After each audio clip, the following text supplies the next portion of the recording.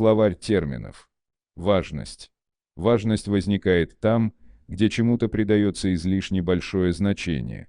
Это избыточный потенциал в чистом виде, при устранении которого равновесные силы формируют проблемы для того, кто этот потенциал создает.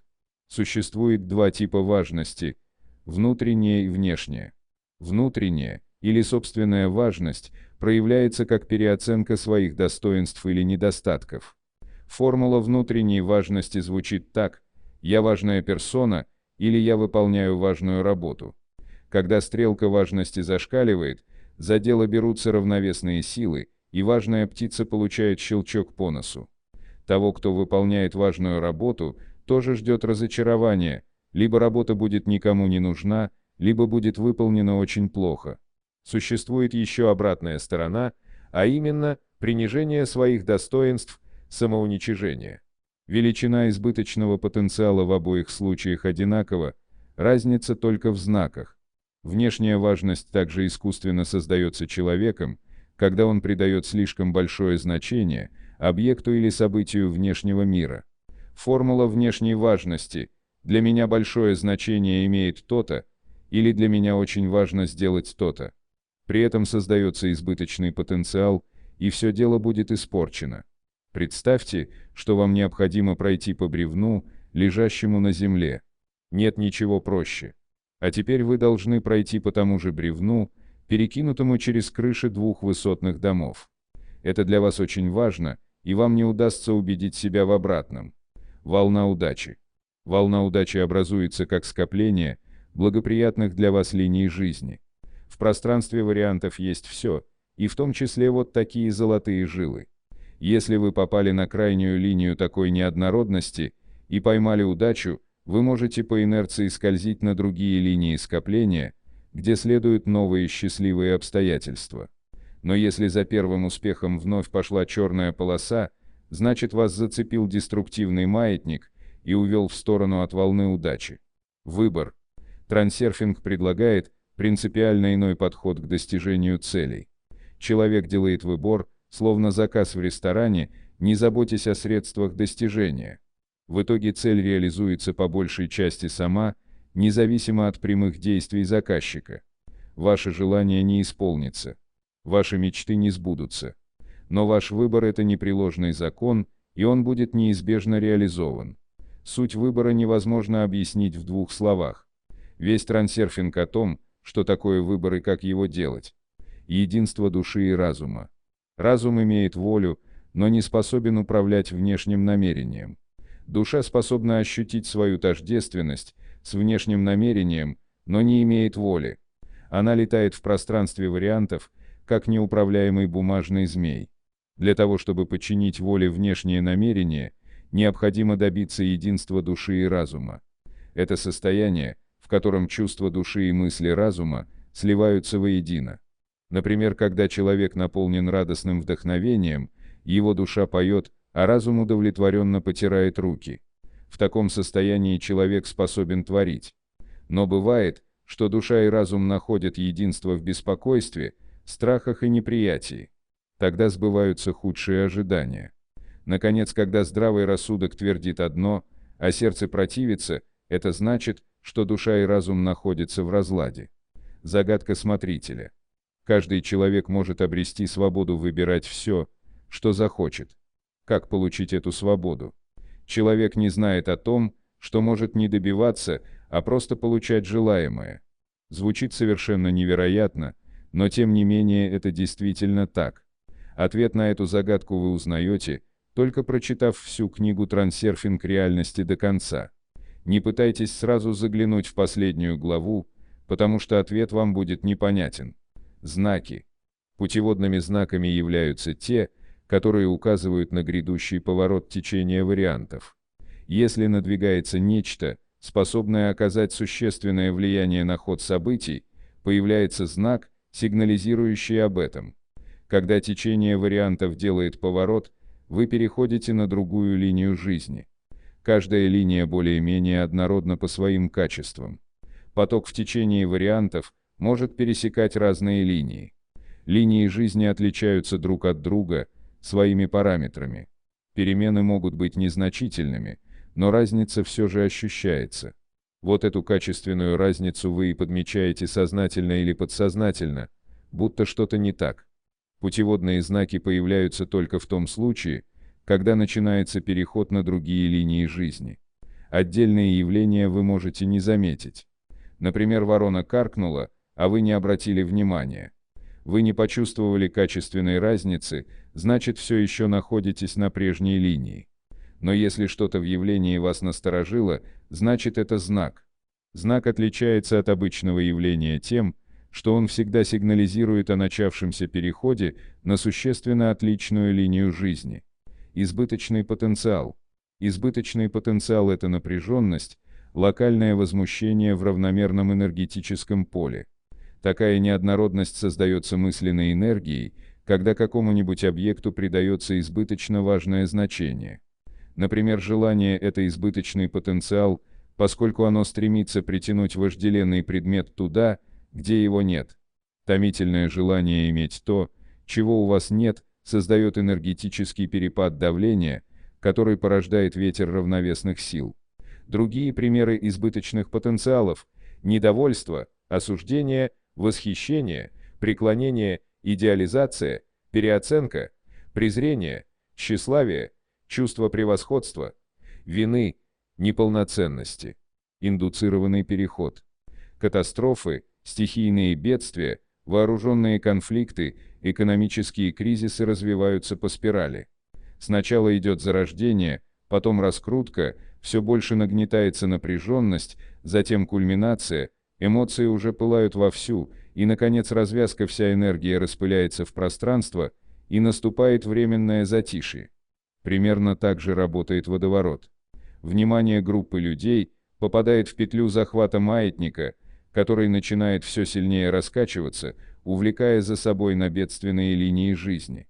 Человек откликается на первый толчок маятника, например, реагирует на негативное событие, принимает участие в завязке и оказывается в зоне действия спирали, которая раскручивается и затягивает, подобно воронке.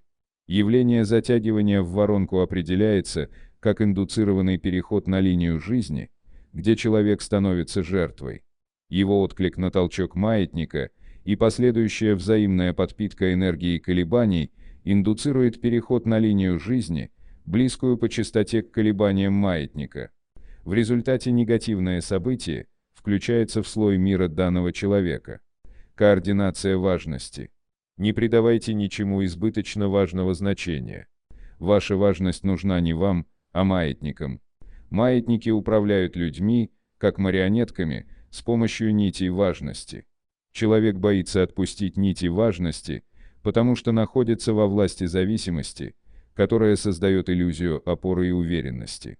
Уверенность представляет собой тот же избыточный потенциал неуверенности, только с обратным знаком. Осознанность и намерение позволяют проигнорировать игру маятников и добиться своего без борьбы. А когда есть свобода без борьбы, тогда уверенность не нужна.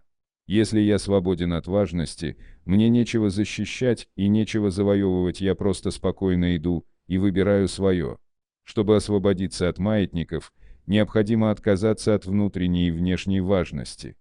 Проблемы и препятствия на пути к цели также возникают как следствие избыточных потенциалов важности. Препятствия держатся на фундаменте важности. Если намеренно сбросить важность, препятствия рухнут сами. Координация намерения. Реализация худших ожиданий у людей, склонных к негативизму, подтверждает, что человек способен оказывать влияние на ход событий. Каждое событие на линии жизни имеет два ответвления в пространстве вариантов в благоприятную и в неблагоприятную сторону. Всякий раз, сталкиваясь с тем или иным событием, вы делаете выбор, как к нему относиться. Если вы рассматриваете событие как позитивное, вы попадаете на благоприятное ответвление линии жизни. Однако склонность к негативизму заставляет вас выражать недовольство и выбирать неблагоприятное ответвление. Как только вас что-то раздосадовало, следом идет новая неприятность. Вот так и получается, что беда никогда не приходит одна. Но череда неприятностей следует не за самой бедой, а за вашим отношением к ней. Закономерность формируется вашим выбором, который вы делаете на развилке. Анализируя степень своей склонности к негативизму, вы можете составить себе представление, куда вас уводит за всю жизнь такая вот вереница негативных ответвлений. Принцип координации намерения звучит следующим образом. Если вы вознамеритесь рассматривать кажущееся негативным изменение в сценарии как позитивное, тогда все именно так и будет. Руководствуясь этим принципом, вы сможете добиться такого же успеха в позитивном, какого негативисты добиваются в своих худших ожиданиях. Линия жизни. Жизнь человека, как и любое другое движение материи, представляет собой цепочку причин и следствий. Следствие в пространстве вариантов всегда расположено близко по отношению к своей причине. Как одно вытекает из другого, так и близлежащие секторы пространства выстраиваются в линии жизни. Сценарии и декорации секторов на одной линии жизни более-менее однородны по своему качеству. Жизнь человека размеренно течет по своей линии до тех пор, пока не происходят события, существенно меняющие сценарии и декорации. Тогда судьба делает поворот и переходит на другую линию жизни. Вы всегда находитесь на тех линиях, параметром которых удовлетворяет ваше мысленное излучение. Изменив свое отношение к миру, то есть свой мыслеобраз, вы переходите на иную линию жизни с другими вариантами развития событий. Слайд. Наши представления о себе и об окружающем мире зачастую далеко от истины. Искажения вносят наши слайды. Например, вас беспокоят некоторые ваши недостатки, и вы из-за этого испытываете чувство неполноценности, потому что вам кажется, что другим это тоже не нравится и они это не одобряют. Тогда, общаясь с людьми, вы вставляете в свой проектор слайд комплекса неполноценности и видите все в искаженном свете. Слайд – это искаженная картина действительности в вашей голове. Негативный слайд, как правило, порождает единство души и разума, а потому воплощается в реальность. Наши худшие ожидания сбываются. Негативные слайды можно преобразовать в позитивные и заставить работать на себя. Если вы намеренно создаете позитивный слайд, он способен удивительным образом трансформировать слой вашего мира. Целевой слайд – это воображаемая картина о том, как будто цель уже достигнута. Систематическая визуализация слайда приводит к материализации соответствующего сектора пространства вариантов. Слой мира. Каждое живое существо энергии мыслей материализует определенный сектор пространства вариантов и создает слой своего мира. Все эти слои накладываются друг на друга, и таким образом каждое существо вносит свою лепту в формирование реальности. Человек своим мироощущением создает индивидуальный слой мира, отдельную реальность. Эта реальность, в зависимости от отношения человека, приобретает тот или иной оттенок. Если выражаться образно, там устанавливаются определенные погодные условия, утренняя свежесть в сиянии солнца или пасмурно льет дождь, а бывает, что свирепствует ураган, либо вообще творится природная катастрофа. Индивидуальная реальность формируется двумя способами – физическим и метафизическим. Другими словами, свой мир человек строит своими действиями и мыслями. Мыслеобразы здесь играют главенствующую роль, поскольку создают значительную долю материальных проблем, с которыми человеку приходится бороться большую часть времени. Трансерфинг имеет дело с исключительно метафизическим аспектом. Течение вариантов. Информация лежит в пространстве вариантов стационарно, в виде матрицы. Структура информации организована в связанные друг с другом цепочки. Причинно-следственные связи порождают течение вариантов. Беспокойный разум постоянно испытывает на себе толчки маятников и берется решать все проблемы, пытаясь держать ситуацию под контролем. Волевые решения разума – это в большинстве случаев бессмысленные шлепки руками по воде. Большинство проблем, особенно мелких, решаются сами собой, если не мешать течению вариантов. Главная причина, по которой не следует активно сопротивляться течению, состоит в том, что при этом бесполезно или во вред затрачивается масса энергии. Течение идет по пути наименьшего сопротивления, а потому содержит в себе наиболее эффективные и рациональные решения проблем. Сопротивление течению, напротив, порождает массу новых проблем. Мощный интеллект разума ни к чему, если решение уже существует в пространстве вариантов. Если не лезть в дебри и не мешать течению вариантов, решение придет само, причем самое оптимальное. Оптимальность уже заложена в структуре поля информации. В пространстве вариантов есть все, но с большей вероятностью реализуются наименее энергоемкие варианты. Природа не тратит энергию впустую. Трансерфинг. Слово «трансерфинг» не я придумал, оно свалилось на меня оттуда же, откуда взялись все остальные термины и вообще все содержание книги. Я и сам до некоторых пор не понимал его значения. Здесь даже ассоциации непонятно как приспособить. Значение этого слова можно трактовать как скольжение через пространство вариантов или трансформация потенциально возможного варианта в реальность или переход через линии жизни. Но в общем смысле, если вы занимаетесь трансерфингом, значит вы балансируете на волне удачи. Произносится трансерфинг так же, как пишется. Если кому-то нравится выговаривать его на английский манер на здоровье, следует только иметь в виду, что звука «ё» в английском языке не существует. Фрейлинг. Фрейлинг – это эффективная технология человеческих отношений, которая является составной частью трансерфинга. Главный принцип фрейлинга можно сформулировать следующим образом. Откажитесь от намерения получить, замените его намерением дать, и вы получите то, от чего отказались. Действие этого принципа основано на том, что ваше внешнее намерение использует внутреннее намерение партнера, не ущемляя его интересов. В итоге вы получаете от человека то, чего не могли добиться обычными методами внутреннего намерения. Руководствуясь этим принципом, вы достигнете впечатляющих результатов в личном и деловом общении. Цели и двери. У каждого человека есть своя уникальная стезя, на которой он обретет подлинное счастье в этой жизни.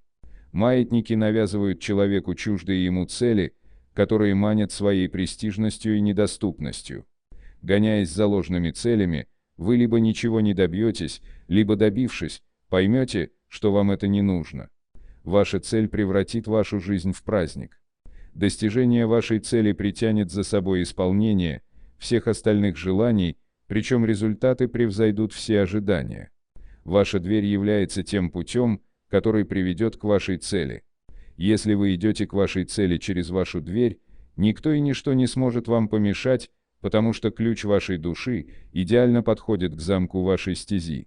Ваше у вас никто не отнимет. Так что проблем с достижением вашей цели не будет.